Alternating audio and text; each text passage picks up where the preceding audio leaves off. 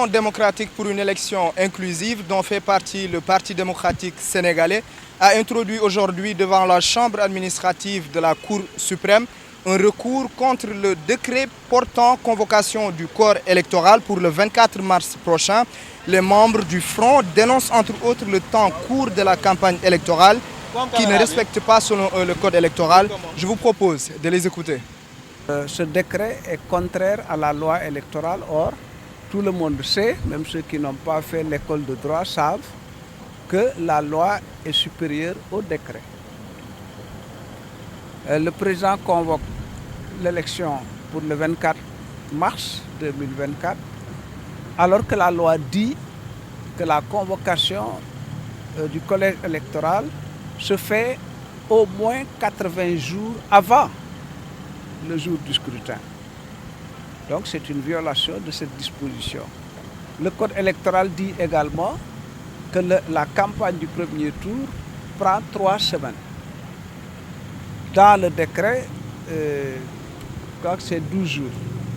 Une violation également, etc., etc. Donc nous avons simplement demandé à la Cour suprême de statuer et de dire que le décret est contraire à la loi et de l'annuler.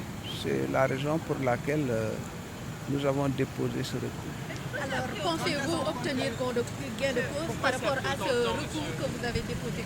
Oui, oui, nous sommes très optimistes. En fait, bon, on n'a pas besoin d'être un spécialiste de droit pour savoir que le décret est supérieur, la loi est supérieure au décret. Donc, si le décret contrevient aux dispositions de la loi, la Cour suprême est à l'aise pour supprimer, pour annuler le décret. Nous, ce que nous voulons, c'est que la loi soit respectée parce que nous voulons être dans l'élection. Mais quand même, il y a 900 000 électeurs sénégalais.